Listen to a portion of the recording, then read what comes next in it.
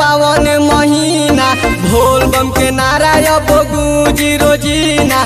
देवघर के बादारा हो बरसी सब दीना रह नहीं पहिए भोला भंगिया के बिना।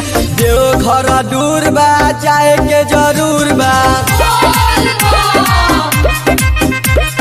भोला जी पर जलावा चढ़ाए के जरूर बा। आ गइले सावन के पावन महीना भोल बम के नारा अब गूंजी रोजीना। देवघर के बादारा हो बरसी सब दीना रह नहीं पहिए भोला भंगिया के बिना। देवघर दूर बा जाए के जरूर बा भोला जी पर जलावा चढ़ाए के जरूर बा।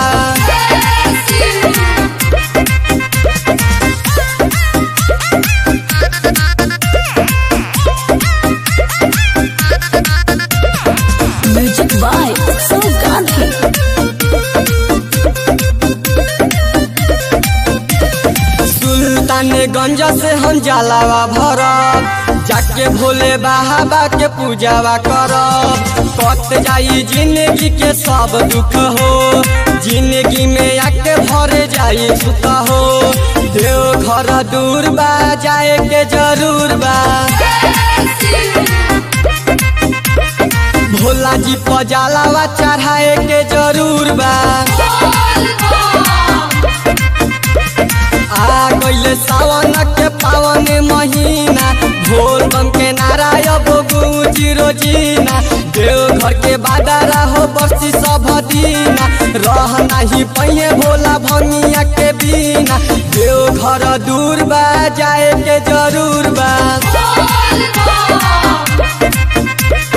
भोला जी पर जलावा चढ़ाए के जरूर बा।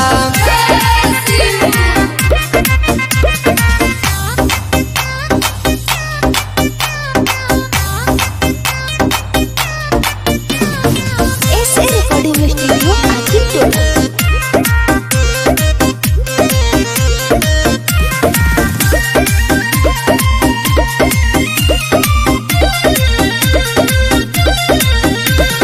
परदीप संदीप जात बारे हो साथावा में कांवल लेके जात बारे हो।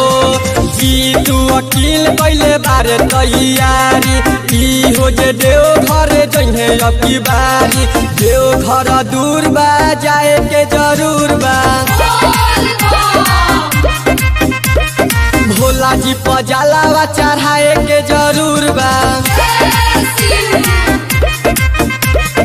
आ गइले सावन के पावन महीना भोल बम के नारा अब गूंजी रोजीना। देवघर के बादारा हो बरसी सब दीना रह नहीं पहिए भोला भंगिया के बिना। देवघर दूर बा जाए के जरूर बा भोला जी पर जलावा चढ़ाए के जरूर बा।